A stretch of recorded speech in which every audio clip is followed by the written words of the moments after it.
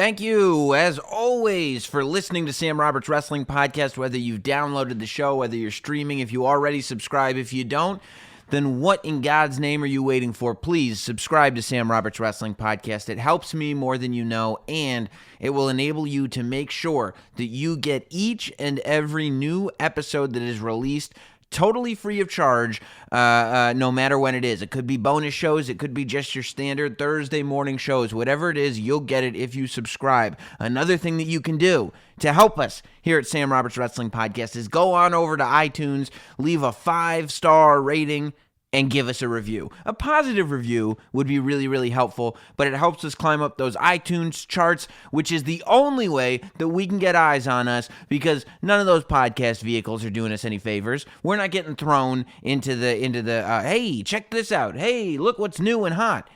We're just Sam Roberts Wrestling Podcast. It's you, it's me, it's us. We love wrestling, and we're here to talk about it right now.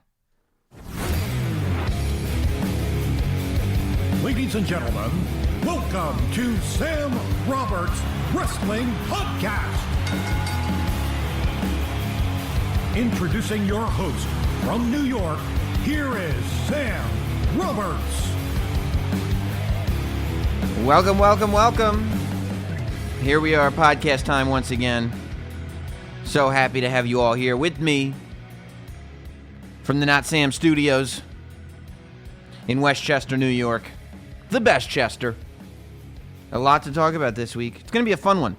It's going to be a fun episode of Sam Roberts Wrestling Podcast. Tell your friends. Big thanks to X-Pac for being a part of last week's episode. You know, some of these episodes, I mean, that X-Pac interview that we did last week, I feel like I am going to be able to go back and listen to. You're going to be able to go back and listen to whenever we want, at any given moment, just because of everything he talks about, everything he gets into. It was just... You know, there were a lot of good tidbits. I love the Adam Bomb story and everything, but just a lot of good life lessons. X-Pac is a guy who has really lived life. I don't want to say to the fullest, because I don't want to paint everything that he's done with a positive brush, but he's a guy that has really lived a life. And he's literally not the most honest wrestler that I know, but the most honest person that I know. This is a guy who completely wears his heart on his sleeve and who is unashamed by any of it. And he's not honest, like he says like awful things that hurt your feelings and goes, well, I'm just being honest. Hey man, you got to respect the honesty. No, he's actually like a nice guy, but he's very honest about everything that's happened in his life. He talks about everything, and he doesn't do it in a braggadocious way. He doesn't glamorize it. He tells the truth, and every day he's improving as a person. And if you listen to what he says, you can kind of go on the journey with him. So if you haven't heard last week's episode yet, make sure you go and you download last week's episode of Sam Roberts Wrestling Podcast. That's why I always tell you to subscribe, so you don't miss any episodes. But this week, we've got a lot to get into. We got to talk to Alexa Bliss about some stuff, but we're also going to get into State of Wrestling. Of course. About, a week and a half away from Clash of the Champions, the SmackDown pay-per-view, the last pay-per-view of the year, which is interesting. It's got some interesting things heading into it, but the most interesting stuff of the week, I think, was happening over on Raw. Comments that Roman Reigns made about where he stands on the list of best wrestlers in the world. Woken Matt Hardy officially becoming Woken. A lot. And the women's division. I definitely want to dive deep into the women's division this week on Sam Roberts Wrestling Podcast. So we'll get to all of it. But for you video game fans out there, this week, WWE 2K18 came out for the Nintendo Switch. It's the first WWE game ever for the Nintendo Switch. And if you guys are Nintendo Switch fans, this is one that you got to have. You know, if you're sitting there on an airplane and you're like, oh, I wish I had 2K18, but my Xbox won't fit on this plane. But I don't have room for a PS4 in my carry-on with a monitor and a connector and all that stuff. Well, guess what? You should have gotten a Switch then, because the Switch, the controller, turns into a portable gaming device, and you'll be able to play 2K18 wherever you go. It's got features specifically for the Nintendo Switch. The game was designed specifically for the system, so it's a big time. If you're a Nintendo Switch user, make sure you get 2K18. And if you are a video game person and are looking for something to ask for Christmas or something to give a video game person for Christmas, I would say Nintendo Switch and 2K18, a good choice. Very, very good choice. And that's coming from me that wouldn't just recommend everything. I mean, come on. But the reason why I say all that is because the folks over at WWE 2K were kind enough to reach out to me and say, hey, Sam, would you want to talk to Alexa Bliss for a little bit? I said, yeah. I mean, I always want to talk to Alexa Bliss. Who out there would not want to talk to Alexa Bliss? So I said, yes, of course I do. Do you mind if I share the conversation with all my wonderful, beautiful people who listen to Sam Roberts Wrestling Podcast? And they said, not only would we not mind, we'd appreciate it because it's a promotional tool. And I said, great. So then that's what we'll do. Have her give me a call. So I talked to Alexa Bliss this week, and Alexa Bliss is just in a really interesting time in her career. You know, I don't think you can deny that she's one of the very best women on the roster. For sure. And as far as not only women, but superstars that have a grasp on their character, I would say Alexa Bliss is in the list of the top people. There's very few competitors. There's very few superstars who really have a grasp on their character and stay in character more than Alexa Bliss. And that to me goes a long way. It might be it's certainly one of the most, if not the most valuable things that you can have as a performer is the ability to have a character that people believe. That when people see Alexa Bliss, they don't see they see the character. They see what's portrayed. When you see a photo of Alexa Bliss, you think of the person that you see on Monday Night Raw, not a person you'll watch in a YouTube documentary. You don't see the person that we saw in the, My Kid is a WWE Superstar videos that they were doing, where we met Alexa's parents and talked about her journey and the struggles that she went through in high school. And you don't see that cheerleader, right? You see the superstar Alexa Bliss. And that is solely her responsibility. That is solely the responsibility of Alexa Bliss to get that out there. And she's successful with it. And it's a really, really difficult thing to do. And it's not something that everybody can do. You have to have some kind of natural ability to portray that character. And she is doing an incredible job week in, week out, especially as this women's division becomes more varied, more interesting, and larger. She's got to do more and more to kind of stick out. Let's keep in mind, when Alexa Bliss showed up, she showed up right in that afterglow of the women's revolution, right? I mean, you're talking about Sasha Banks, Charlotte, and Becky Lynch show up on the main roster. And it becomes clear that it's time for the women's revolution to begin. It's time for the reformation of the Divas division. And these are the women that are going to do it. And everybody sits there going, where's Bayley? Where's Bayley? Meanwhile, Alexa Bliss has been around the whole time. But she's just chilling down in Orlando with Blake and Murphy. Nobody really bringing her up. And then Alexa Bliss comes in, and it makes the division even fuller. And you have all of this going on. Meanwhile, the draft pops up. Alexa Bliss gets drafted. People didn't predict that was going to happen when Alexa Bliss got drafted. Nobody was sitting there going like, well, it's time. Bring Alexa Bliss up. It was just kind of like, well, we have all this going on in the women's division. I guess at some point Alexa will be here. Alexa Bliss shows up, and instead of getting lost in the shuffle, which she could easily do, this could easily happen, she shines. Instead of getting lost in the shuffle of this Charlotte, Sasha, Bayley, Becky thing that was happening, she sticks out like a sore thumb in the best possible way.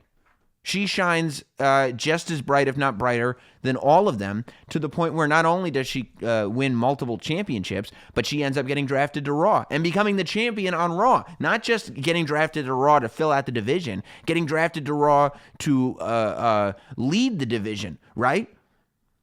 Charlotte gets drafted to SmackDown, and WWE goes, well, who are we going to have lead this division if Charlotte's not on Raw? Alexa Bliss.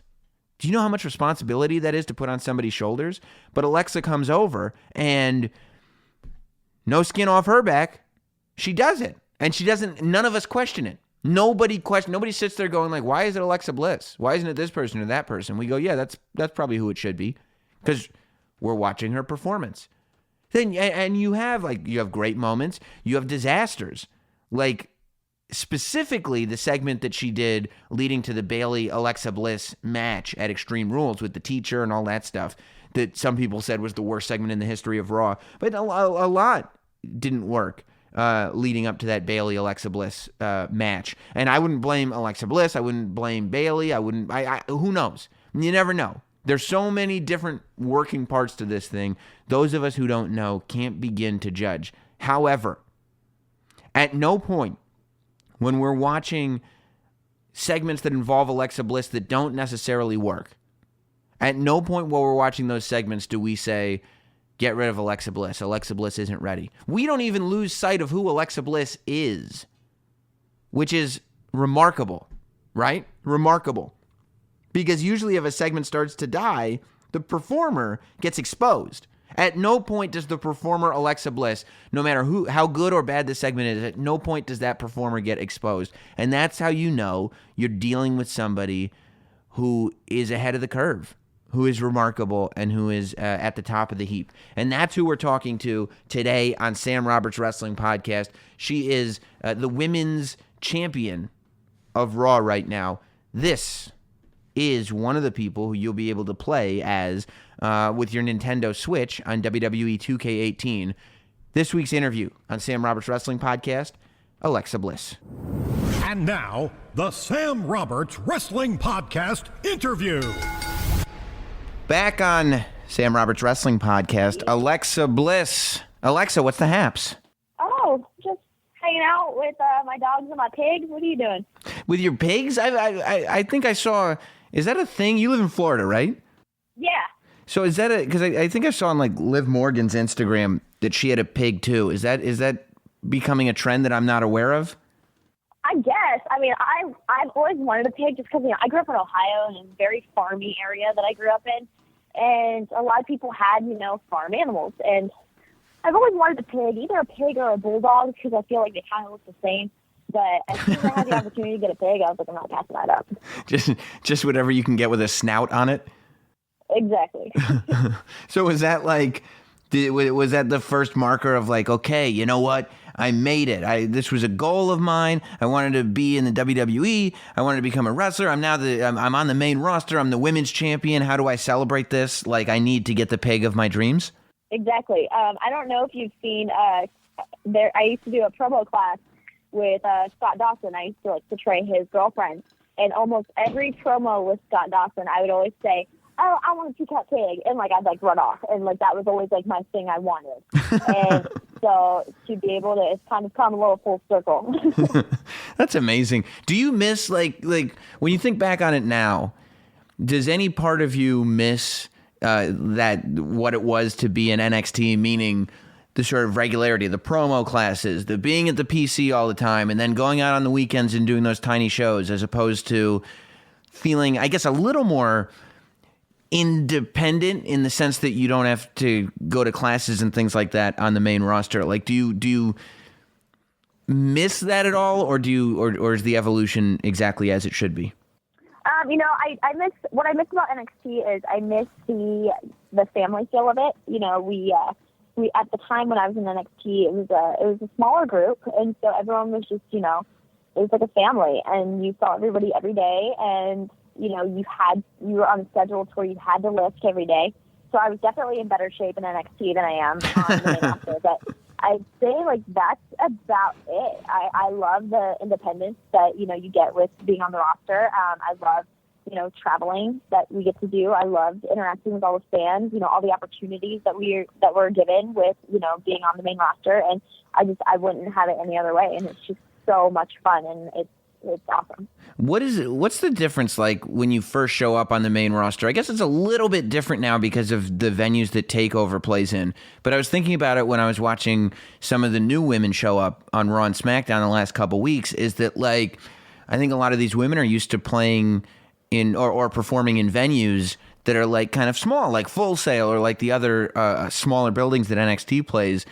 Is there a massive difference performing in front of whatever it is, 15 or 20,000 as opposed to 1,500 or less? Or have you been prepared so that you don't even really notice? NXT prepares you for literally everything for the main roster. They probably over prepare you. With everything that they have at the Performance Center to now NXT touring now. They are doing venues that are, the size of our live events. So they are more than prepared for when they come to the roster, and I don't think it's that much of a shift for them now coming up. When I came in, I feel like it's harder to perform in front of a smaller crowd like Full Sail than it is a larger crowd. I get more nervous for a Full Sail crowd than I do for, SummerSlam, because I feel like at Full Sail, you can make eye contact with every single person, and it's very scary. And it's for me, it's easier to do the bigger crowds because you feel more of the energy, and it's a lot of fun. Yeah, I guess in front of a bigger crowd, you're looking at the reaction being like a wave of people, right? Like it's this collective audience.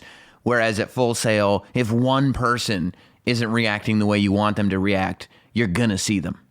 Exactly. So like you drown out when in front of the big crowds, if someone's making a mean comment about you, you don't hear it. But at Full Sail, you'll definitely hear it. Yeah. Do you are you glad that you came up the way you came up? Because it seems like, aside from you, I guess there's a handful, but you're one of the people that stick out. Maybe you and Nia, in terms of women that have been brought to the main roster, not in kind of a cluster, right? Like the Charlotte, Sasha, Becky Lynch group kind of came up all together. We see this new group kind of coming up all together. And while, I'm sure that there's a comfort in it, you definitely benefited, I think, from the idea of I'm going to sink or swim on my own. This is just Alexa Bliss, not the Women's Revolution or Absolution or whatever it is. It's just you. Are you glad that you came in that way, or do you wish you'd had more of that comfort zone of people around you? No, absolutely. I'm so glad with the way that I came in, with the draft, because, in NXT, I didn't wrestle very much. That's not something that people don't know. I spent the majority of my NXT TV time balleting and being a manager and being paired with Blake and Murphy. And I was in that group. I was in a group setting with NXT, and that's where I really learned to establish and build the Alexa Bliss character, which I'm very grateful for that. I know that I wouldn't be where I am if it weren't for Blake and Murphy allowing me to come into their group and, learning this character and, evolving it. And, and they're very, very proud of me, and I'm very grateful for that. But I am very glad that I went up to the main roster as a solo, because, I was definitely, I feel like, one of the most underwhelming draft picks, because I didn't do much on NXT TV. I was just starting to get matches when I was brought up, which is, I feel like that's why people, say I can't wrestle or say I can't do anything. And because, I wasn't given the opportunity to show that. So I knew that, coming into SmackDown Live, I had to, if I was going to be, coming under the radar, I was going to come in under the radar, but then I was going to kick down the door and, run with any opportunity that I was given, because, in WWE, if you don't run with an opportunity, a lot of times that opportunity doesn't come back.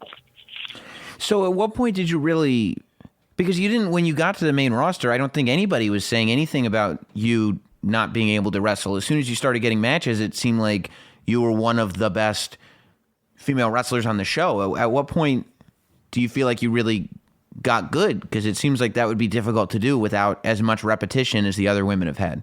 I don't think it's as much as repetition is the fact that, when I was in NXT, I was still training every day. I was still, in the ring every day, working every live event. And because I wasn't showcased on NXT TV, I don't think people knew what skills I could do. And, being a bad guy, I try not to do a lot of flashy moves and a lot of, I guess, good guy skills, because that's not my character. And I feel like people take that as, oh, well, she's not as skilled as, Sasha, Bayley, Charlotte, Becky, Mm-hmm. But I take that as a challenge. I'm like, well, I can do all these things. I choose not to, because I don't have to. my character isn't supposed to, be flashy and be over the top. I'm supposed to, be dirty in the ring. I'm supposed to kick and punch, and I'm supposed to, cheat and find ways to win at all ways costs. Were you aware how valuable your time with Blake and Murphy was while it was happening? Because now it's easy to say, like, look, the Alexa Bliss character is one of, if not the best portrayed characters amongst the women and, quite frankly, most of the men. Like, you are a person who comes out there and people know exactly what the character is. They don't see the real person kind of sneaking through because you're not confident in it, because that happens. Like, the Alexa Bliss character is one that I think everybody buys into, and it's one of the reasons why you've been so successful. Did you realize how valuable the Blake and Murphy time was to that before it started happening? Or was it once you got there and started going character heavy, you go, oh my God, like all this time not wrestling but valeting put me exactly where I needed to be? I had no idea. No, from day one, I knew that it was, when I was told I was being close with Blake and Murphy, I knew that that was my sink or swim moment, because, as a good guy on NXT, I wasn't being written for. My character wasn't believable. I wasn't being used. And in my mind, when they told me I was going to be paired with Blake and Murphy, I knew that I was going to have to do a character change. So literally Wednesday night, we had TakeOver, and I pushed Enzo off the top rope and helped Blake and Murphy, retain their championships. And the next day I came in with completely different gear, within a 24-hour period, completely different gear, completely different hair, completely different look, completely different demeanor, because I knew that if I didn't run with this, probably wasn't going to have a job. So I knew that if I didn't have to worry about, being in the ring and learning to portray this character, being on the sidelines and portraying this character was extremely important. So from that day, and we had pitched this idea for 8 months before it even happened. So, we were prepared to, make this group and make it what it was. And I knew from that moment, I remember watching, I had my first match with Woken Murphy, and I watched it back on NXT that next week, and I was like, oh my gosh, I'm not doing anything. I look like just the old Alexa Bliss, but just holding 2 tag championships. So I knew that I had to be more vocal. I had to be a presence, because if they were going to add me with Blake and Murphy, there needed to be a reason. And I know that, I knew from day one that any moment that I get with Blake and Murphy is going to be super beneficial and super helpful to my character, because I would be able to learn a new character, develop this character without being in the ring. And I feel like sometimes that's where your character development comes better, is when you're not wrestling, because a lot of times you're focused on the match or the moves, and you don't have those times to portray your character. But if you're on the outside and you make your character this force, then it'll portray in the ring.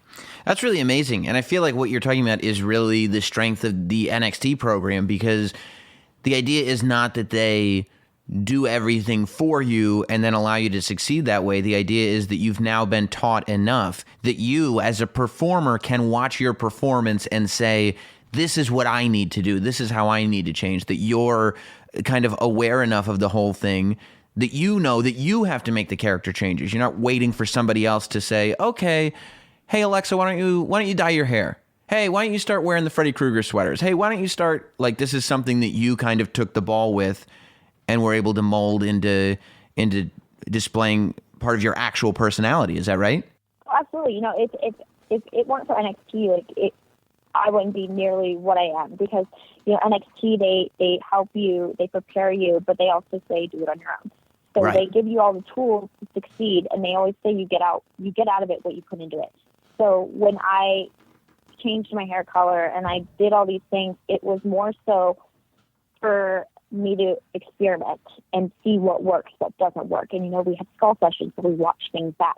And I started noticing that when I threw a fit in the ring, people reacted to it. So I would keep it. When I started slapping people, it got a reaction. So I kept doing it. So it's just more of learning and evolving. And I just tried to become, what I always thought, like when I first came up, like with Blake and Murphy, I was thinking, I want to be that girl in high school that I knew. There's always that girl in high school that everyone knows. The girl that's mean, spiteful, just very just, that girl in high school that everyone hated, but everyone still wanted to know what she was doing, and everyone still voted for her for prom queen. And that's what I wanted to portray, because, you know, I've met those girls, and everyone knows that girl, and I feel like that's something that's relatable to everybody. And I said, okay, now how do I take that and put it into you know, wrestling and evolve that? And it's just a lot of, you know, watching your stuff back and seeing, okay, that works, that doesn't work. Let's get the reaction, that doesn't. It's just amazing, and it's so cool to see, and it's such a great story, and it's led you to being a big part of WWE 2K18. You're now getting to play as this character that you created in real life is now being put out in the game. How did that feel the first time that you saw yourself in 2K18 and got to play as yourself and everything? Oh my gosh, it's awesome. I remember telling my mom, I was like, you know, you made it when you become a video game character. And then I did. And I was like, oh my gosh, this is so cool. And it was really cool to see, you know, my NXT gear on there for last year's for 2K17, my NXT entrance. It was just really cool because everything was spot on and perfect. And this year, like, the graphics are so amazing. You know, they've updated my look with my new gear, which is awesome. And it's just so cool to see, and it's so fun to play, and it's just awesome. That's excellent. Well, everybody, if you haven't already, make sure you pick up WWE 2K18. It's out on PlayStation and Xbox, and now Nintendo Switch as well. And it's really, really great. The game evolves every year the same way some of our favorite superstars evolve every year, and it's awesome. It's awesome watching you become the performer that you have become and that you are becoming, Alexa. It's pretty cool to see. And thank you. Yeah, of course. And I appreciate you talking. No, thank you. I appreciate it. For sure. I'll talk to you soon. Here is Sam Roberts. Always wonderful, Miss Alexa Bliss here on Sam Roberts Wrestling Podcast. Thanks to her and thanks to WWE 2K18 for the help in the conversation with Alexa Bliss and enabling us to share it with you here on Sam Roberts Wrestling Podcast. Don't forget, Christmas is coming. Let's celebrate Christmas in the most Sam Roberts Wrestling Podcast way possible. Go to notsam.com/merch. If you go to notsam.com/merch, then you're going to see all the Sam Roberts Wrestling Podcast t-shirts available. You can get the Not Sam t-shirt, just the traditional straight-up Not Sam t-shirt, Sam Roberts Wrestling Podcast, the Sam Roberts 8-bit, the Sam Roberts Hasbro action figure t-shirt. It's Hasbro-like. You know, all kinds of stuff are over there. You can get the Figured Out t-shirt from me when I was a little kid. Get them now over at notsam.com/merch. If you tweet out any photos, I'll retweet it. But if you buy it as a gift for somebody for Christmas, don't tweet me until after you give it to them, because if I retweet you, then even though they won't see your tweet, they might see my tweet retweeting you, and then the whole thing will be spoiled. So go to notsam.com/merch. And in the meantime, speaking of Not Sam, I do have a YouTube show that comes on throughout the week, usually 2 or 3 times a week, probably more like 2 times a week. It's called Sam Roberts Now, and it's live at youtube.com/notsam whenever it is. Make sure you're subscribed to that YouTube channel, and you can see them. They're not. There'll be some wrestling on it. There'll be some non-wrestling on it, but you'll be happy with what some of the topics are, who some of the guests are. I think you'll really enjoy it if you enjoy me. So go on over to youtube.com/notsam.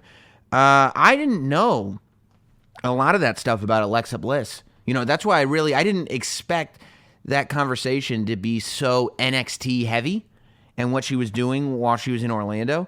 But I guess I didn't realize that at any point she was close to being let go. And it really is interesting because now when we talk about Alexa Bliss, it's only positive, right? It's only in the context of she's one of the premier female performers in WWE. But there was a time when she was not, right? There was a time in NXT where we didn't realize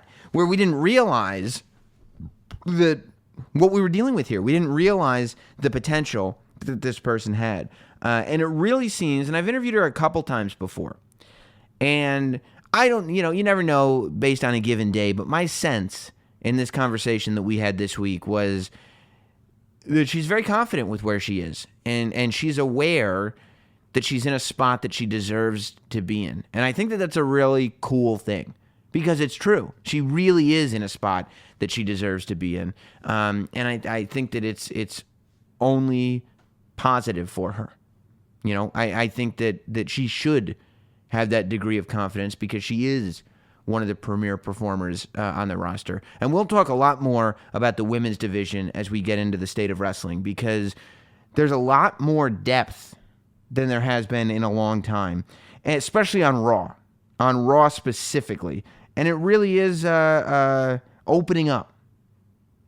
And it's going to be interesting to see how all the players react with each other. So we'll talk about that in State of Wrestling. I don't want to put the carriage before the horse, as it were. The only time people would make a mistake like that is if they were overtired. And if you're overtired, you're probably not sleeping on the right mattress. Let me tell you about Casper.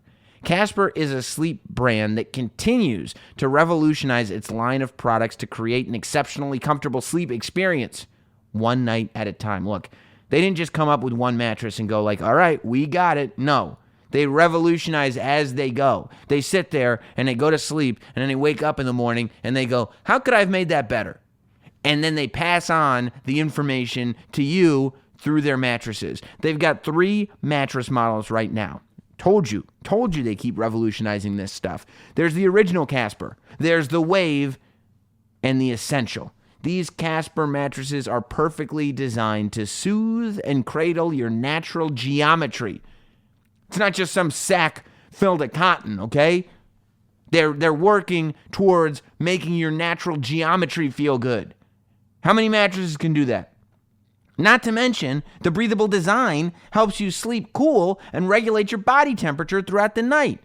So it's not one of these awful mattresses that you're just laying down on and it's sucking in all your body heat and you just feel like you're sleeping in your own filth. That never happens. Not with Casper, because the mattresses are breathable and they cradle your geometry. It's delivered right to your door in a small, how do they do that, sized box with free shipping and returns to the US and Canada. But the best part is that you can be sure of your purchase with Casper's 100-night risk-free sleep on it trial. After all, you spend a third of your life sleeping, so you should be comfortable. Listen, start sleeping ahead of the curve with Casper. Get $50 toward any mattress purchase by visiting casper.com/Roberts and using Roberts, Roberts, at checkout. That's casper.com/Roberts. Offer code Roberts for $50 off your mattress purchase. Of course, terms and conditions apply, but what are you going to do? Hey, if you're not sleeping right, it's a problem. You got to make sure that you do. You ask any of these wrestlers, they need to sleep. It lengthens their careers, and it can lengthen yours too, regardless of what your career is. So, as I said, so much to dissect in the state of wrestling this week. We are approaching Clash of Champions. We are approaching Final Battle for Ring of Honor. You know, it seems like with all this talk of Cody Rhodes and the Young Bucks and the All In show, the Final Battle has not been talked about nearly as much as it should. But if you're following Dalton Castle on Instagram, he is preparing. He is preparing, and he is ready to try to defeat Cody Rhodes for the Ring of Honor Championship. I think it's going to be an amazing match. Like, if you haven't seen Dalton Castle wrestle before, I don't know what you're waiting for. His delayed belly-to-back suplex is among the most amazing things you'll ever see in your life, okay?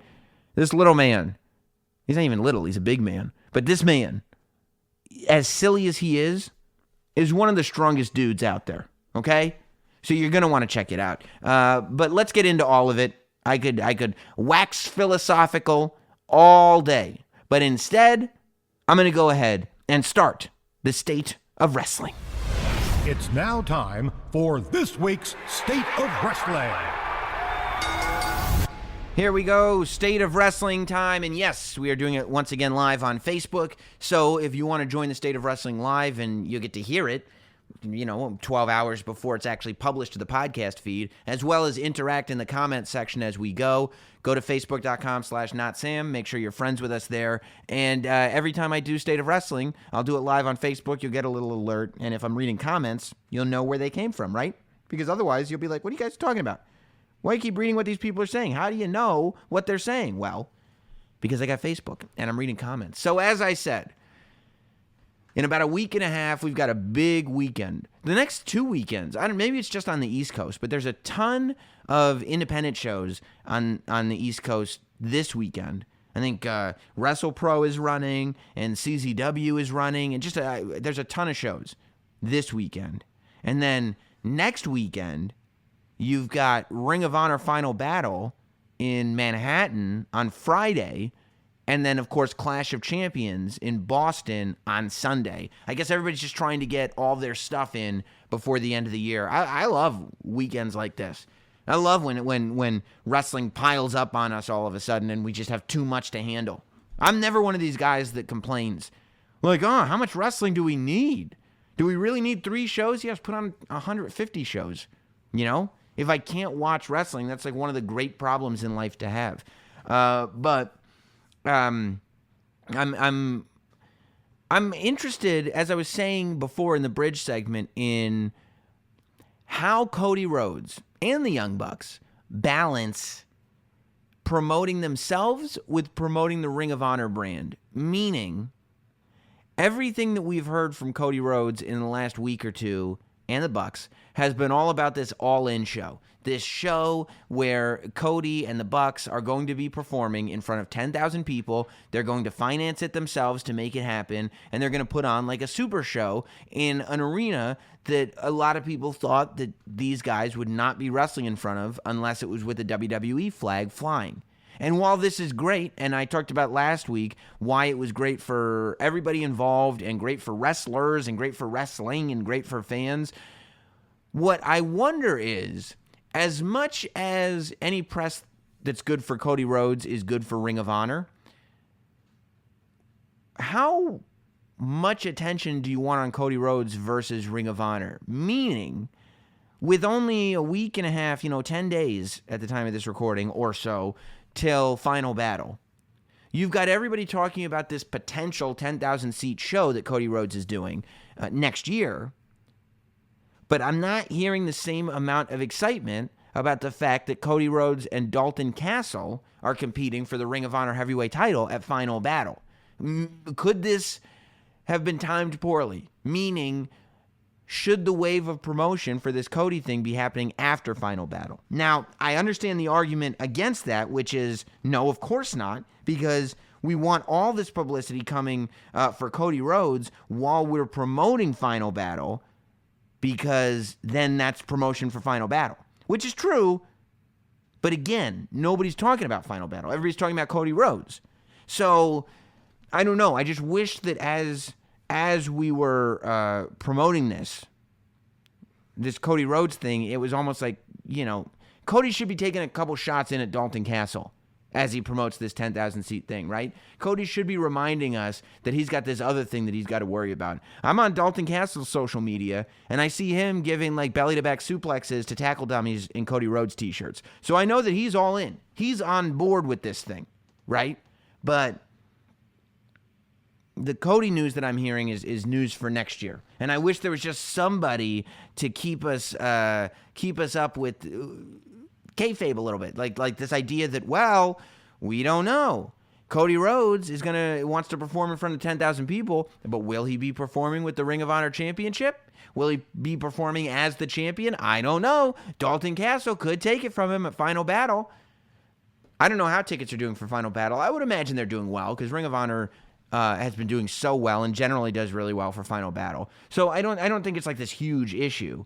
But I do think that we should be talking about, at this point, with 10 days out before the pay-per-view, we should be talking about the Ring of Honor pay-per-view more than the potential show that's coming up next year. And hopefully, in the next week and a half, that is where the conversation will move.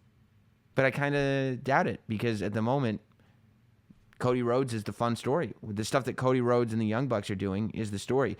Dino says that he thinks Final Battle tickets are sold out. I wouldn't be surprised. I would not be surprised at all if Final Battle tickets were sold out. But that said, the thing's on pay-per-view, right? There's never too much promotion for something that's on pay-per-view. So that I do think, because I personally feel like Ring of Honor pay-per-views are not promoted properly.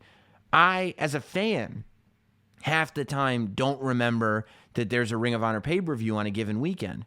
Part of that is because they move days. Like sometimes it's a Sunday, sometimes it's a Friday. Another part of that is here in New York, we don't get Ring of Honor TV. So the TV isn't there to remind us. And I just think that when you have a guy like Cody Rhodes, who has access to the mainstream wrestling fan, Cody Rhodes, the things that Cody Rhodes say get published. ESPN, Sports Illustrated, Sam Roberts Wrestling Podcast. All the big names talk about Cody Rhodes. So if we're all going to be talking about Cody, I wish there was a way to make sure it also included a reminder to order Final Battle on pay-per-view, just because I want to see Ring of Honor succeed the same way I want to see all of these succeed. Bobby says, any publicity is good publicity, don't you think? Yes, of course. Like I said, it's not bad for Ring of Honor that Cody's doing this. It's not bad at all. But I look at this as opportunity, right? There's potential here. And I'm not sure that looking at it from Ring of Honor's perspective, all of the potential is being capitalized on. All promotion is good promotion, but you've got your champion out there, so there should be a lot of promotion.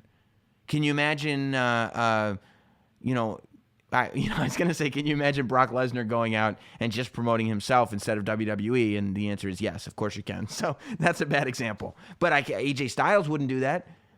You know, if AJ Styles had this other thing going on over here, he would also have the WWE Championship with him, and there'd be a reminder that, hey, just so you know, at Clash of Champions, I'm going to be fighting Jinder Mahal a week from Sunday.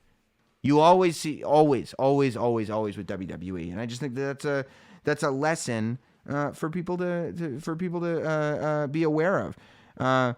Ring of Honor social media, besides the wrestlers promoting themselves, stinks. Yeah, I do think that Ring of Honor relies heavily on the talent, and I don't think that that's enough. I think that Ring of Honor as a brand needs to mean something. It's not enough to say, well, in Ring of Honor we have the Bullet Club, and we have the Briscoes, and it's where Adam Cole and Red Dragon and all your NXT favorites, Kevin Owens and Sami Zayn, all these guys came from here, and Daniel Bryan. Like, yes, that's all well and good. And we sometimes have Kenny Omega here. Yep, great.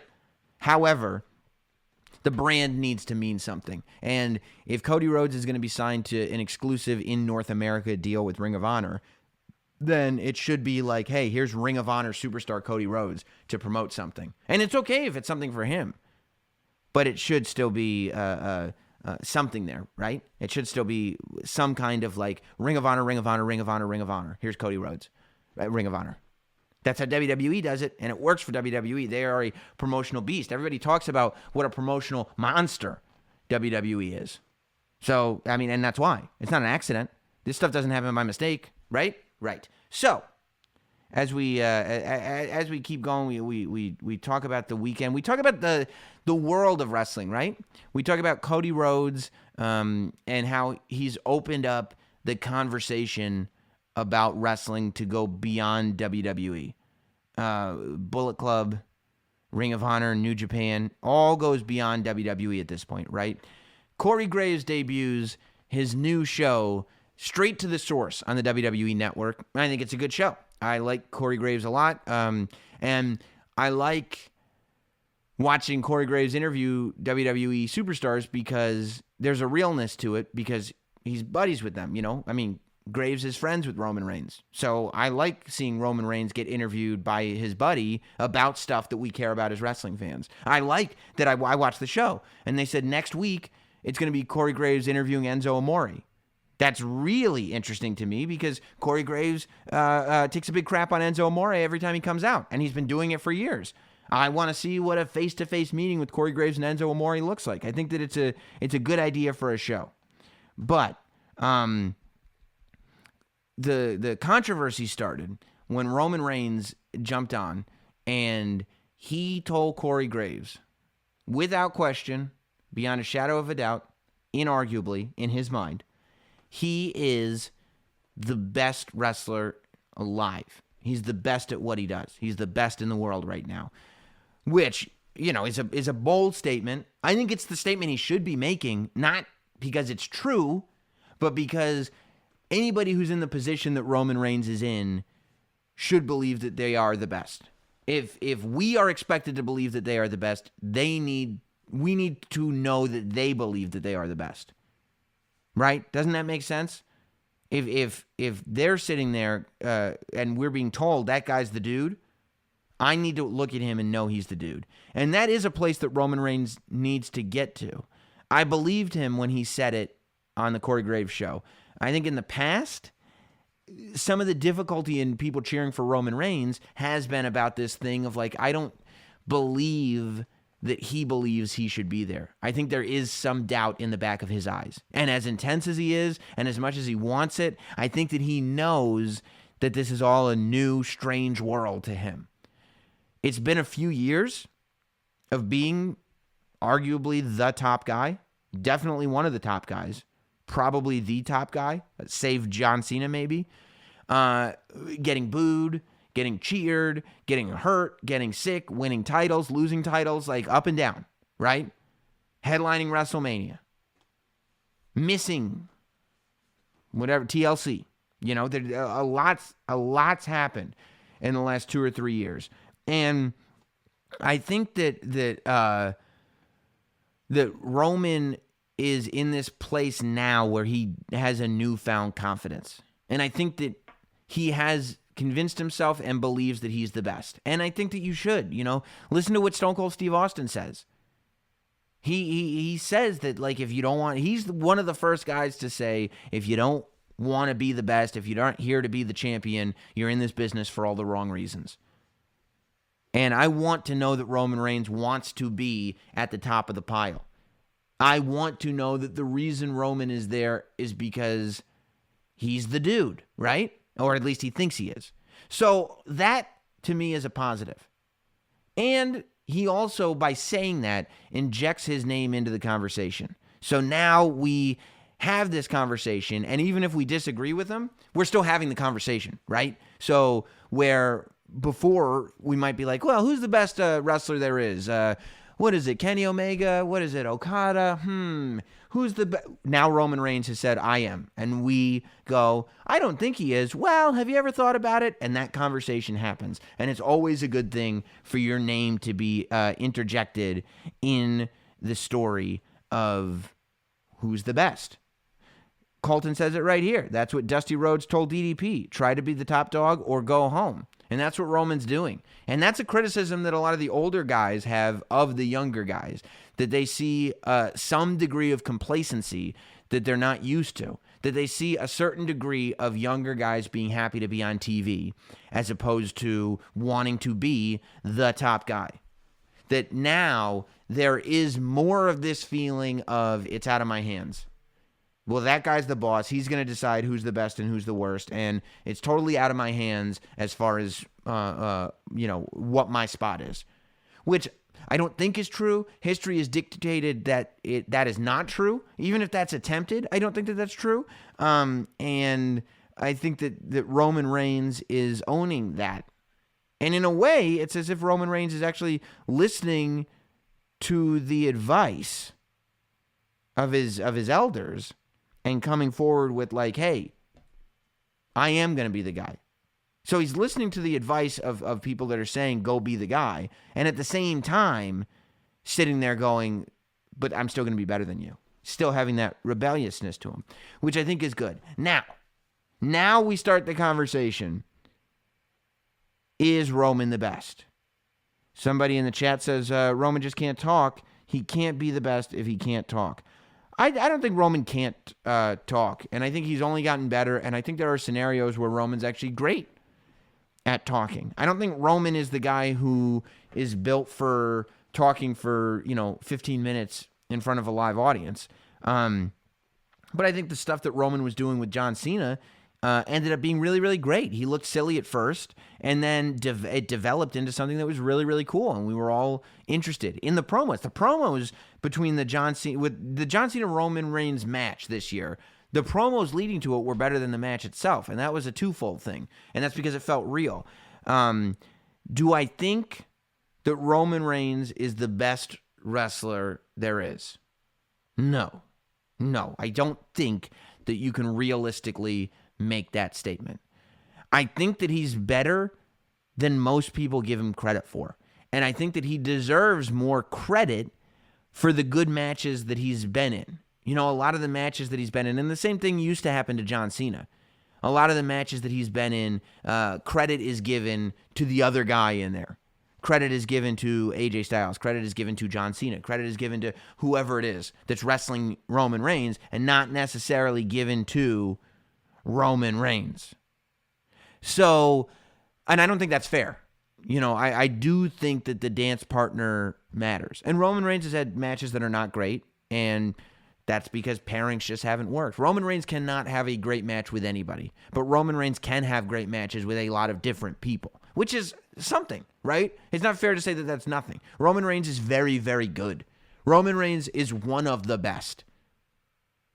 I don't think it's fair to say he's not. I think that to say he's not one of the best is kind of getting blinded by hatred for him. And the best wrestler, I think, breaks down to many different categories, you know, because it's not just in the ring, but it's not just promo. It's not just entrance, but it's not just merchandise, right? There are so many different categories: ticket sales, merchandise, theme music, Spotify plays, interviews, match quality, match length, opponents, fan reaction, you know, all this stuff that you can measure on.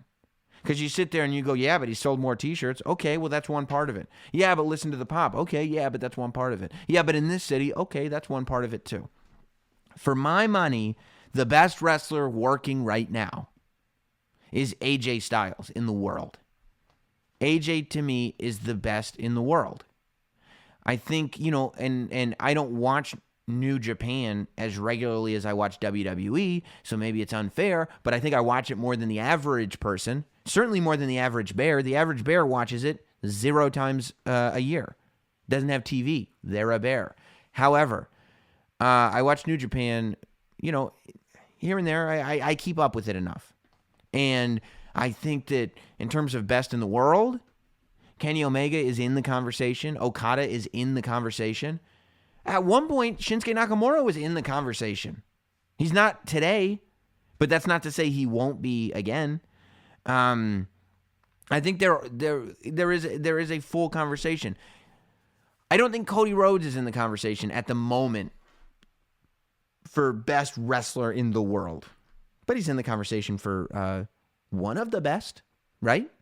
Because of what he's been able to do, because he does have matches that are great, because he's taking wrestling in a whole different direction. I think that's part of it. I see Alan. He says right now for him, AJ Styles and Alexa Bliss are the top 2 wrestlers in the world. I wouldn't put Alexa Bliss in that column but honestly, if we were listing the best wrestlers in the world, I would put Charlotte on that list. And that's a bold statement, because I'm not saying that we have a male list and a female list and AJ's on one and Charlotte's on the other. I mean, we just make a list of the best performers in the world, and AJ Styles and Charlotte are both on that list. But I think it's hard to not put the matches that they have had.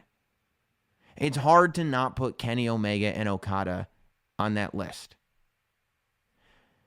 Where does Roman Reigns fall on the thing? I think Roman Reigns is top 10 best in the world.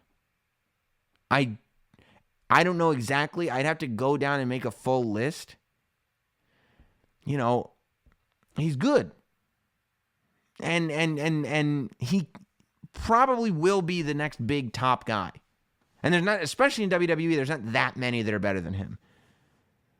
But I would honestly, I'd probably put Charlotte above Roman Reigns in terms of who's the best wrestler in the world.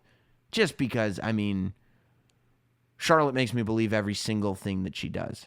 And I think that Roman has a lot more pressure on his shoulders. He's got a lot more on his plate to deal with because he's got to convince people of more than Charlotte does.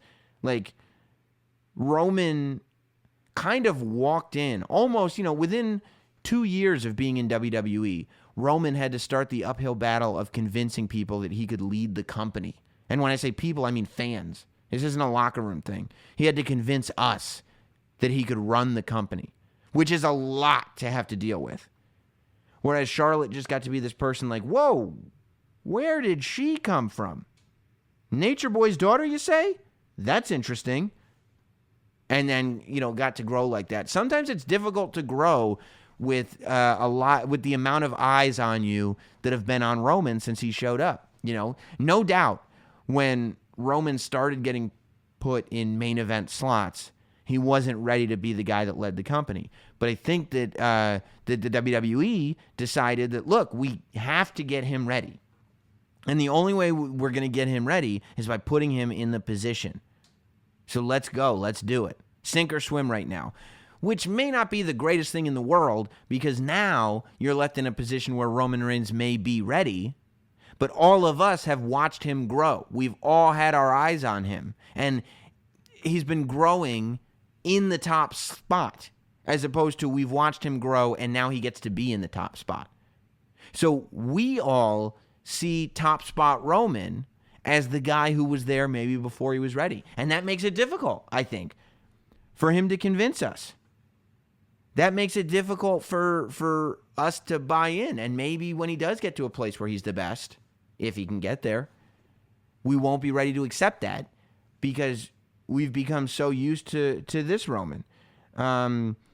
Derek says just don't give him 30-minute promos like, a lot of comments are coming in. Don't give him 30-minute promos like Seth was back in the champ days. Look, Seth Rollins would have been in the conversation a few months ago as well, and he could be back in the conversation at any moment. There's a lot of really good wrestlers out there right now, and there's a big conversation to have. I understand why Roman is saying what he's saying, and Roman is saying the right thing.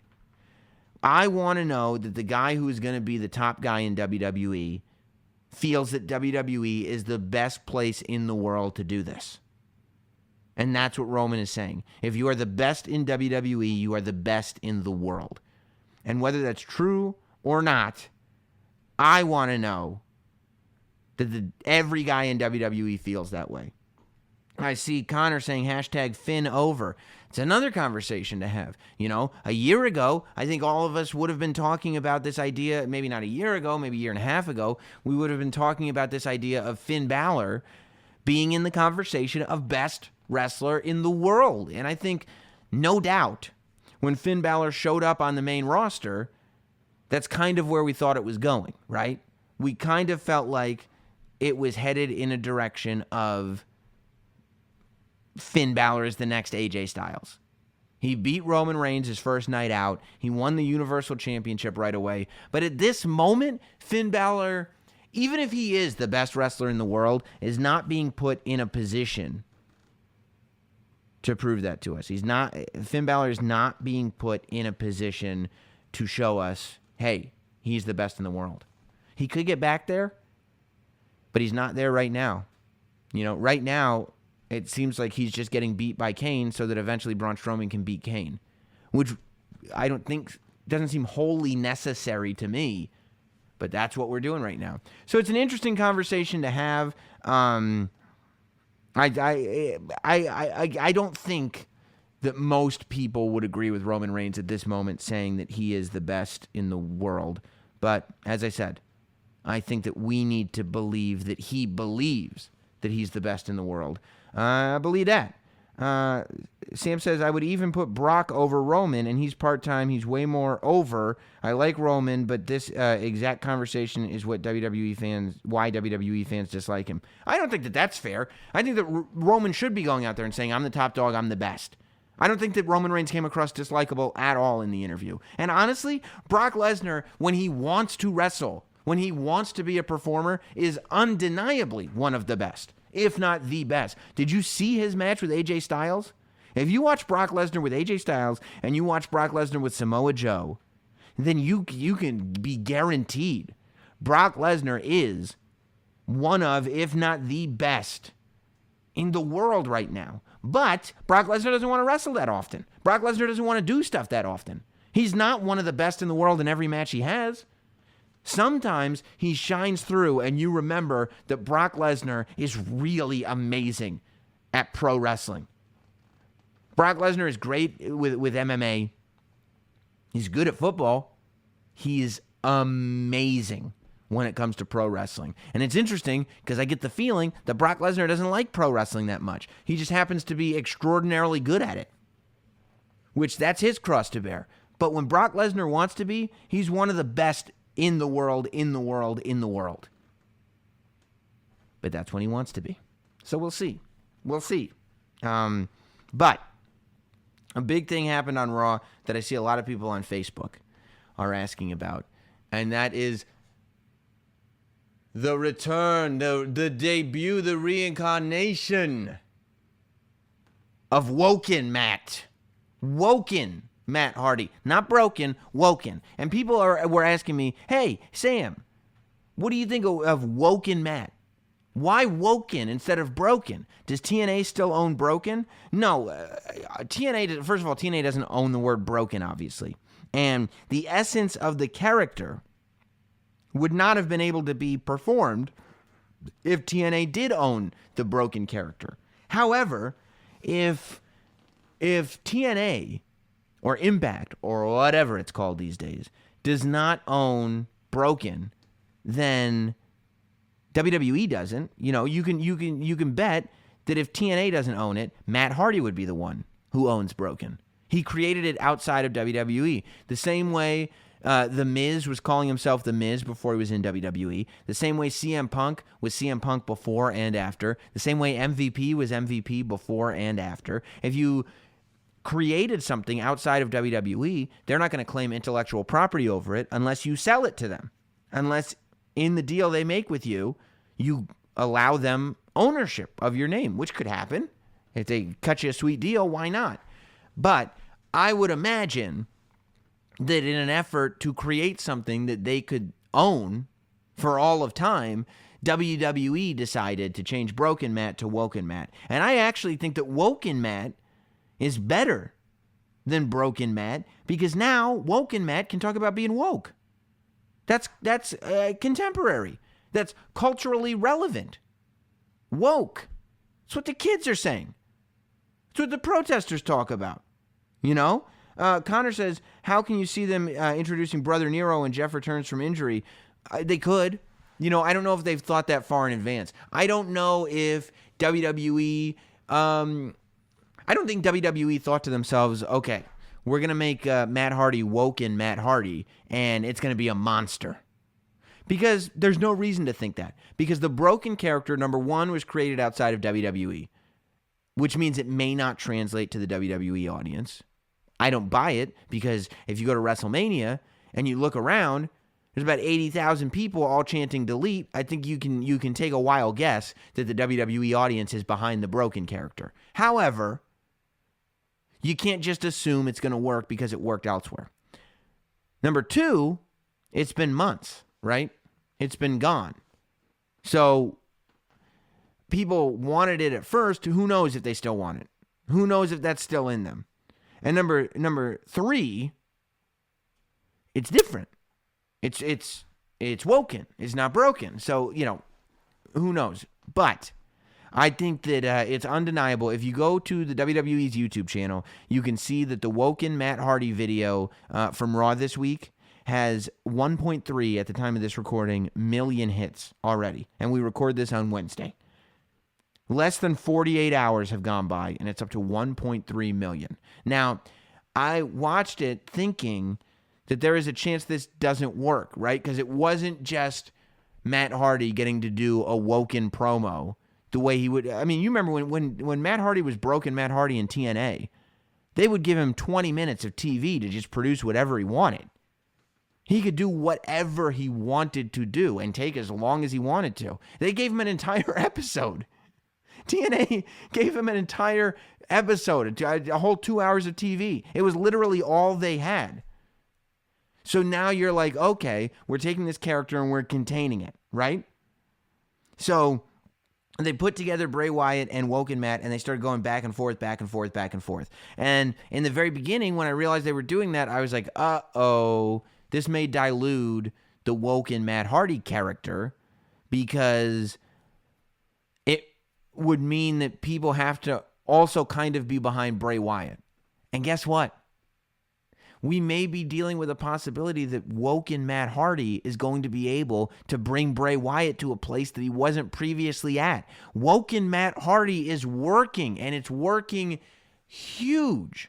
The only reason why when he first started doing the delete thing, when he started to kind of make his metamorphosis on Raw a couple weeks ago, is because he's been doing the delete thing subtly the entire time he's been on Raw, and I don't think the fans caught on to it. I think that the fans didn't realize that what he was doing was bringing back this character that everybody has asked for so long. So I think that's the only reason why it wasn't as big as it could have been. But I am blown away and so excited at this. At what's going on with the whole thing, because it's so good. It's so good for Matt Hardy. And the reason why it works as well as it does is because Matt has the character back.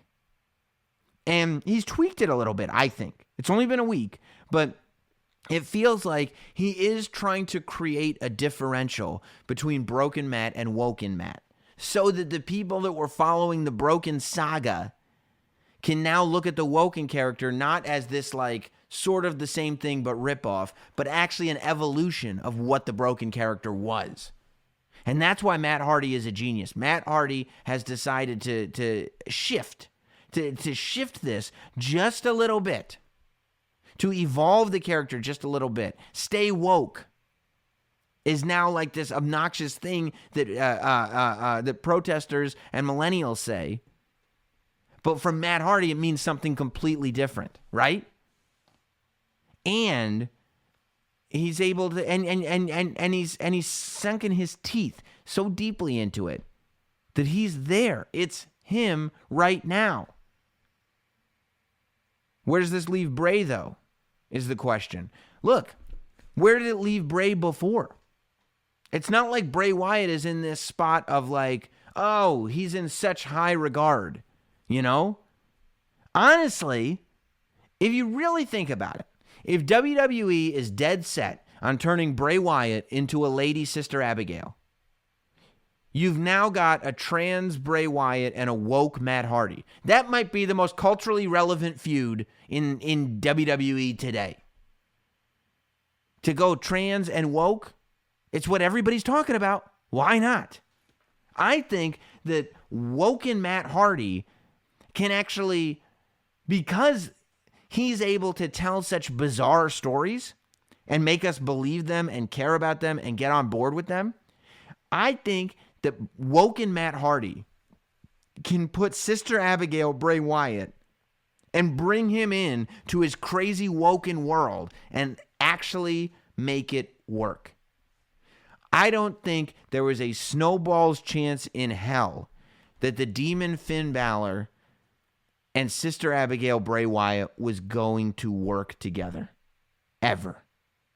I think that the best thing that could have happened is Bray took a backseat for the moment. Everybody knows how much I love Bray Wyatt. For the moment, and let the Finn Balor AJ Styles match happen. But if you're talking about a Woken Matt Hardy, a Woken Matt, I don't see any reason why he can't bring out the best in the Sister Abigail character. I believe that Woken Matt and Sister Abigail is a program, is a rivalry, is a match that can make sense. You know, I think that it's probably the only context where it's not going to be really, really bad to see Bray Wyatt dressed up as Sister Abigail. Because the woken world is such a crazy, weird world anyway, that why not? Why not have Bray Wyatt with a veil on? Why not? It could be really, really good. Do you think they both film a broken style scene with Bray and Matt? You know, they tried that a little bit. I hope not, because I feel like everything they've done with Bray offset has not quite worked. The House of Horrors match with Randy Orton, the Wyatt family versus New Day thing on the Wyatt family farm, like all that stuff, I was like, If this had just been in the ring, it would have been a lot better. I don't know why we're doing all this. So I don't, and I also think that it would be retreading stuff that was already done. I think it would feel too much like we were just trying to repeat Broken Matt, which I don't think we should do. I think we should discover newness in the wokenness of Matt. And I believe that in normal contexts, it would be very difficult for Woken Matt to become popular as a character in the WWE landscape, on the WWE's platform. But I don't think that Matt is going to let that happen. I don't think Matt is going to allow himself to not prosper in this character. I feel like Matt has worked too hard at creating this character and worked too hard at getting this character into the WWE, and therefore will not allow it to fail at all.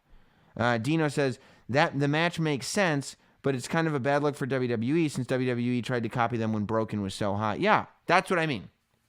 I think that Sister Abigail versus Woken Matt has to happen in a WWE ring.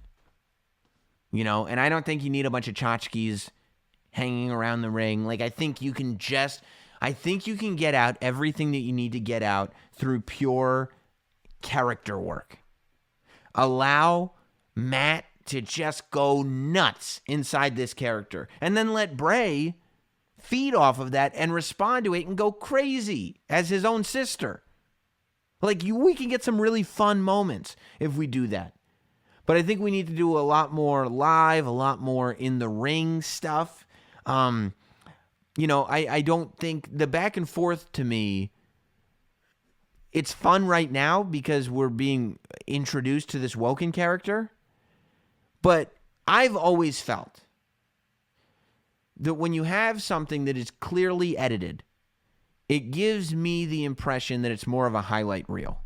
And I have not seen the promos, you can't watch the package that was shown to us between Bray Wyatt and Matt Hardy and think to yourself, oh, they're going back and forth. They can hear each other and they're talking back and forth, because they're clearly not. It's clearly an edited together package, which is okay when you're telling a story based on events that have already happened. But if we're going to be learning about these events through stuff that's been pre-recorded but we didn't see them originally, I think that always leaves a little bit of emptiness. So I think that it's important that as much stuff as possible happens live. But I think that that's okay. I think that you let these guys be the characters that they are. Woken Matt, the new leader for Broken Bray. We talk about Brother Nero. What if Bray Wyatt is the new Brother Nero? What if Bray Wyatt starts to follow Woken Matt? You say, well, I don't want that for Bray. I want Bray to be the Bray that we thought he was going to be, but he's not, right? Maybe it's not the craziest idea for Bray Wyatt to become a follower of Woken Matt for a little bit. I don't mind it. Again, what would I like for Bray Wyatt? I'd love to see Bray Wyatt go straight to the top and be crafted carefully to become the closest thing to a new incarnation of the Undertaker character. Not in the sense that he's the dead man, in the sense that his character is carefully protected and feared and long-lasting. Because I think that potential is there in the Bray Wyatt character. But in the meantime, that's not happening. So, why not? A lot of people, some people say that would kill Bray. Maybe, but everybody says that would kill Bray. That would kill Bray. Everything that could kill Bray has already happened to Bray, and he's not dead. Right? If Bray is still standing after everything that character has been through, then I wouldn't be too worried about what happens to him. He's going to survive. He's really good. I wouldn't advocate for Bray to become a follower of Woken Matt, but crazier and worse things have happened, even to those people. It says, Chase says, I'm very concerned that WWE is going to ruin this character for Matt. I honestly think the Hardy Boys should have had one match at WrestleMania. WWE history, they have always shown that they are not good for the Hardy Boys. What? WWE history has always shown they are not good for the Hardy Boys. No, they haven't. What are you talking about? WWE has been great for the Hardy Boys. They revolutionized tag team wrestling, and then Jeff Hardy became the WWE champion multiple times. What do you mean? And version 1 was so cool. Looked like Windows Media Player. WWE is great for the Hardy Boys. Both of them. They had a lot of years there. They went from jobber to WWE champion. That's amazing. Bray's in the same boat as Ziggler. I don't think that that's true. Bray Wyatt has a specific character. Bray Wyatt has a developed character. Ziggler doesn't. You know, Ziggler is just a guy who's a good wrestler. Bray Wyatt has a character that at any moment you could decide to pull the trigger on. I firmly believe that at any moment you could decide to start taking Bray Wyatt seriously, and he would be taken seriously again. But you just have to really take him seriously. So yeah, I mean, look, there's a lot. There's a lot to digest, but I do think that Woken Matt has the potential to succeed, mainly because of how seriously Matt Hardy takes it.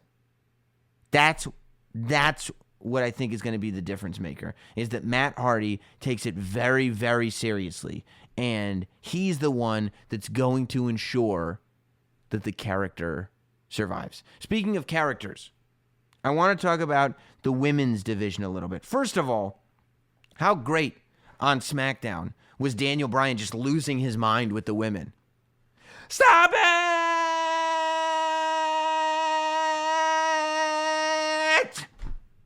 Like, no, there's no way anybody told him to keep that going on that long. He's just having a good time. It's my favorite thing ever. I had to rewind it and watch it again. Stop it!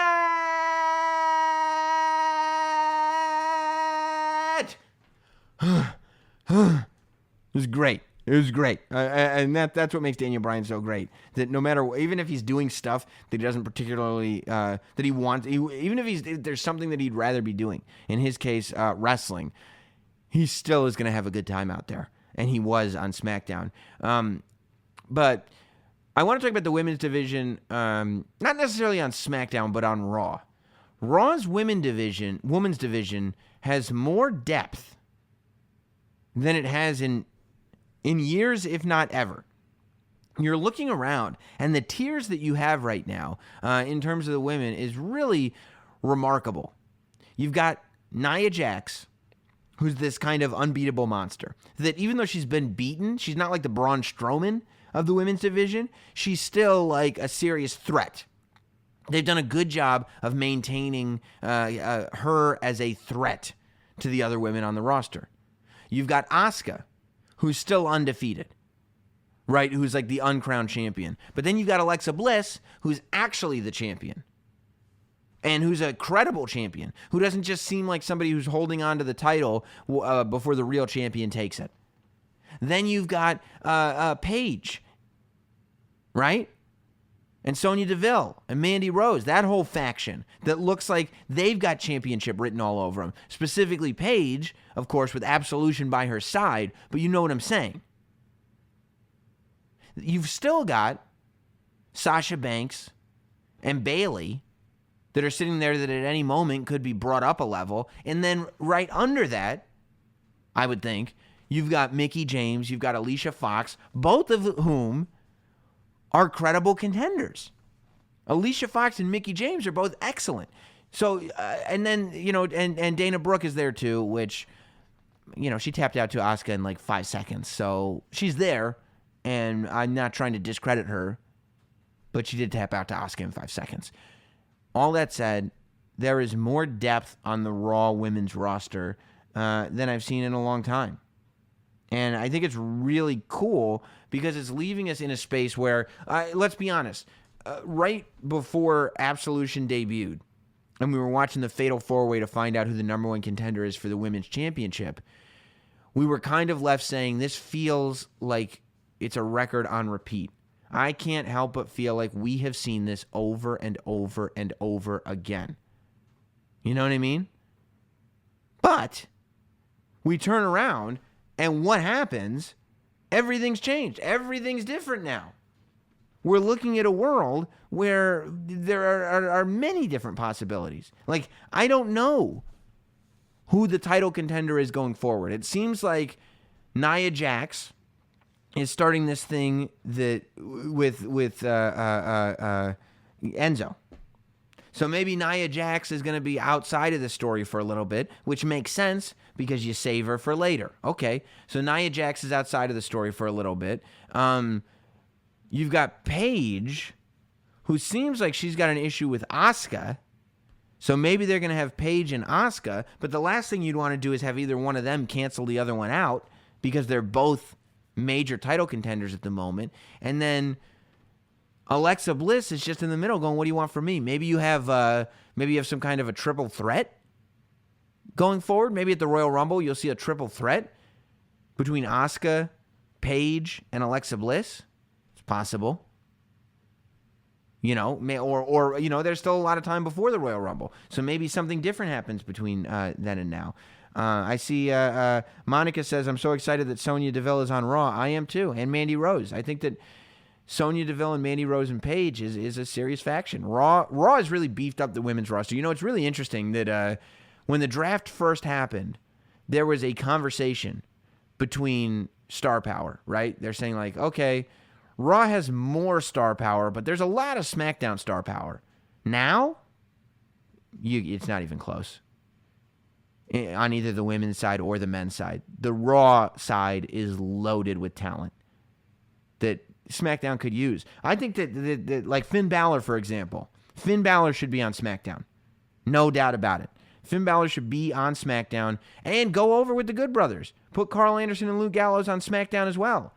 I'd like to see Carl Anderson and Luke Gallows and have a rivalry with the Bludgeon Brothers, who, by the way, the Bludgeon Brothers, it's really, really interesting because the Bludgeon Brothers wrestling are amazing, but the gimmick still feels cartoony. I love what they're doing. I love their style. Maybe it's just the outfits. I don't know. There's something about them that feels cartoony, but their style and the way they beat the crap out of people is awesome. So I'm interested to see what the Bludgeon Brothers evolve into. I think that they need to evolve a little bit out of some of the cartoony stuff and more into the ass-kicking stuff. But I still think there's a lot of potential. But yeah, again, I think that it wouldn't be the worst thing in the world to have Bray Wyatt go back to SmackDown and reform the Wyatt family. I mean, he's not doing anything else. What if you had the Wyatt family versus the club? What if you had Anderson and Gallows go over to SmackDown, say that they were going to join with AJ Styles again, just like they were when they were all on the same side, and then Finn Balor comes over and they all betray AJ Styles. And then you got heel Finn Balor with Gallows and Anderson versus AJ Styles. I mean, there you go. You've solved your problem with what to do with Finn Balor, and you've solved your problem with how do you make SmackDown have a little bit more star power. Because right now, I feel like a lot of the matches for Clash of Champions are being made into triple threat matches because we've seen them all a little bit before. I can't imagine that Jinder Mahal is going to win the title from AJ Styles. I can't. I would really hope not. I can't imagine that AJ Styles is going to lose that title because I think that in the time that he's had it, he's proven even more that he's the best wrestler there is. He's the best in the world. I see Chase saying Bray Wyatt needs to be on SmackDown. He should have never left SmackDown. I don't want a Wyatt family reunion again. Yeah, Chase, I got to be honest. I don't want a Wyatt family reunion either. I just said that because the Bludgeon Brothers are on SmackDown and so is Bray. I do feel like that ship has sailed a little bit. But I do think that Bray should be on SmackDown. I think Ruby Riott is awesome. I think the Riott Squad works. I don't think they're quite as good as Absolution, but that's also probably because Paige brings a lot of star power with Absolution and can really carry the group. Whereas on the Riott Squad, it's more three equals. And I felt like this week, for the first time, the Riott Squad was defining themselves as different from Absolution, which is really good. And I hope they keep moving in that direction. Because, you kind of have to. It's also good. It's weird because SmackDown used to be the place where there were multiple things going on with the women. Like there were multiple women stories being told at the same time. And there aren't now. Now it's like you have your women's championship match, and then all of the other women are just lumberjacks because they all also want a women's championship match. The creativity behind the women's storytelling on SmackDown is starting to fade a little bit as it's heightening over on Raw, which is really interesting because it was the other way around a year ago. I'll tell you this. I thought that Nakamura had a great moment on SmackDown. And it was short, but it's kind of like you watch Nakamura. Anybody that knows what Shinsuke Nakamura can do is watching to find it. And really, it's not a matter of more rockstar stuff because Shinsuke's got the rockstar stuff down pat. It's more the strong style stuff. The strong style stuff is what's missing from his repertoire at the moment. And I don't know if that's because it's something WWE doesn't feel like it fits. I don't know if it's because he needs the right opponent. I don't know if it's because it's something he doesn't want to do anymore. But to me, it feels like it's missing. And seeing him come out, save Randy Orton, and kick Kevin Owens and Sami Zayn's butts on SmackDown got me excited for Shinsuke Nakamura, which is what I want out of him. What I know he's capable of. And I'm actually looking forward to that tag match quite a bit. I think that tag match actually has potential to steal the show. I think that Randy Orton is severely underrated at this point, and that's ironic to say with Randy Orton. But I do think that Randy Orton is underrated. I think that Nakamura, Kevin Owens, and Sami Zayn are all ready for main event spots, and I think that is going to pour out of this tag team main event, this tag team match at Clash of Champions. I see Dan saying, Monica saying, why do you think WWE passed up on bringing the iconic duo to the main roster? I'd take them as more of a threat than the Riot Squad. Probably because the WWE wanted to take a bunch of women from NXT, but did not want to rob the NXT roster of the people that people buy tickets to go to NXT shows to see. So as much as Sonya Deville and Ruby Riott and Liv Morgan were all doing cool stuff in NXT, none of them were on the pay-per-view. None of them were on TakeOver. None of them were in the conversation of who's the next NXT Women's Champion. So I think that was part of it. That bringing those women up specifically, if they brought up Billie Kay and Peyton Royce, then that is a big gap that they've left in NXT. But what the WWE did was they brought 5 new women up to the main roster from NXT without leaving this big gaping hole in NXT, which I think was the plan, and I think they were effective. I think they were very effective in doing that, and I think that's really smart. I think that's the thing. If you want to maintain NXT as a brand and you want to make it a successful touring brand, you have to be careful. It's not just about anymore calling people up who are ready to get called up. It's now about calling people up, but where are they more valuable? Are they more valuable to NXT or are they more valuable to the main roster? And that's a decision that everybody has to be made. Bobby says Nakamura is great. I'd just rather not hear him cut promos. I lose interest fast. Yeah, I think it'd be good to not have Nakamura cut promos. I think that would be a step in the right direction. But I think that we just have to believe that Nakamura can beat the crap out of people. And here's the thing. Nakamura can beat the crap out of people. Nakamura has MMA experience. Nakamura can win in fights in real life. So I just think we have to be reminded of that. And I felt that when I watched SmackDown this week, and I think it will pour into that tag match at Clash of Champions. On paper, I probably would be like, oh, I don't know if I need to see that. But in execution, I was like, yeah, I'm really excited to see that. And I love the idea. So the stipulation was made that in this tag match for Clash of Champions, which is a week from Sunday, Daniel Bryan's going to be the referee. And if Kevin Owens and Sami Zayn do not win, then they have to be fired from WWE permanently. They're not just going over to Raw, they're fired. I think that Daniel Bryan will not allow Sami Zayn and Kevin Owens to leave SmackDown. I think that this will be the moment that really beef starts between Daniel Bryan and Shane McMahon. The question is, where does that lead? where does a Shane McMahon, Daniel Bryan rivalry really lead? Are we going to see a Shane McMahon, Daniel Bryan match? I still don't think so. We could, but I don't think so. So I don't know what creating tension between Daniel Bryan and Shane McMahon does long term. I would love to see a Daniel Bryan Shane McMahon match. I also think it's interesting that the way the story is being written is Daniel Bryan is almost being forced to side with the bad guys. If you listen to the shows that I did with Wade Keller right around Survivor Series time, Shane McMahon was doing bad guy stuff.